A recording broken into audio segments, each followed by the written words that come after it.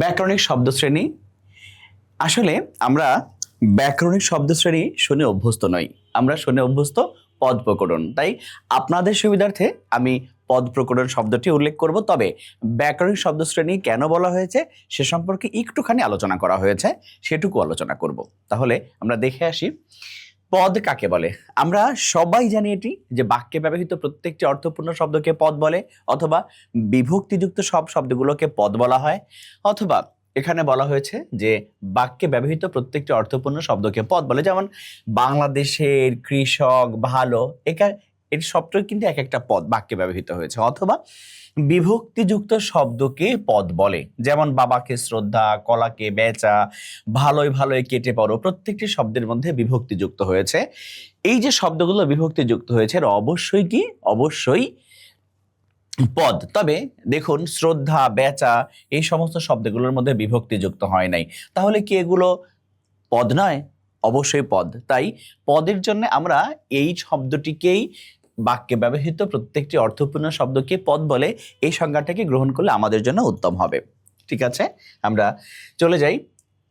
আমাদের একটি শব্দকে যদি পদে পরিণত হতে হয় সেক্ষেত্রে আধুনিক ব্যাকরণের নিয়ম অনুযায়ী আমাদের সেই শব্দের সঙ্গে কিছু শব্দাংশ যুক্ত হয়।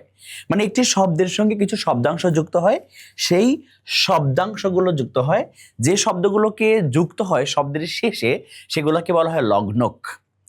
তো একটি শব্দকে পদে পরিণত হবার জন্যে যে লগ্নকগুলো যুক্ত হচ্ছে সেই লগ্নক 4 ধরনের পাওয়া যায়। যেমন বিভক্তি এক ধরনের লগ্নক, বিভক্তি এক ধরনের লগ্নক, যেমন ভালোয়ে ভালোই কেটে পড়ো, ভালোয়ে ভালোয়ে। তাহলে এই যে শব্দের শেষে অবিভক্তিযুক্ত অন্তস্থ অবিভক্তি যুক্ত হয়েছে, এটি একটি লগ্নক, একটি পদে পরিণত হতে সাহায্য করছে। কতগুলো শব্দের পূর্বে নর, মর্দা, হুলো এগুলো যুক্ত করলে পুরুষবাচক শব্দ হয়ে যায়, আর মাদি, মেনি ইত্যাদি শব্দ যুক্ত করলে স্ত্রীবাচক শব্দ গঠন করা যায়। যেমন এখানে বললাম মর্দা হাঁস। হাঁস আমি দেখলে বুঝতে পারবো না যে এটা নারী নাকি পুরুষ, কিন্তু যখন বলবো মর্দা হাঁস তখন এটার স্ত্রীবাচক শব্দ হয়ে যাবে হলো মাদি হাঁস। যেমন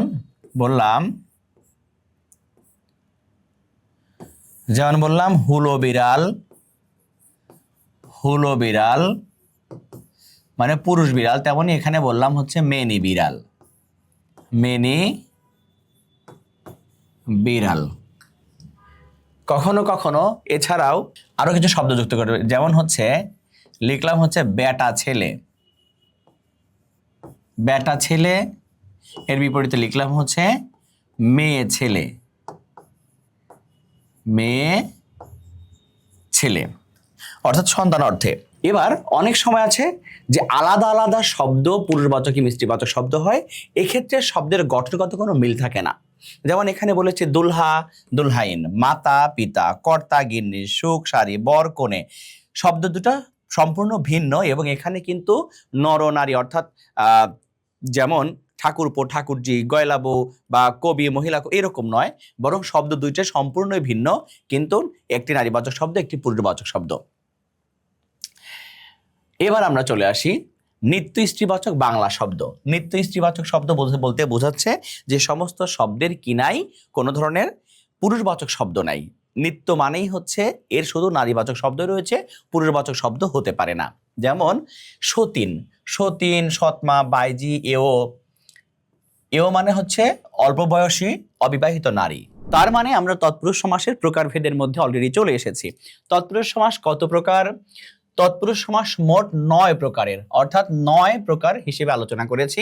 প্রথমত দ্বিতীয়া, তৃতীয়া, চতুর্থী, পঞ্চমী, ষষ্ঠী, সপ্তমী, এভাবে তো আমরা 1, 2, 3, 4, 5, 6, এরপরে হচ্ছে নয় তৎপুরুষ সমাস, অলুক তৎপুরুষ সমাস এবং উপপদ তৎপুরুষ সমাস নামে এই 6টার সঙ্গে আরো 3টা সমাস নিয়ে আলোচনা করব।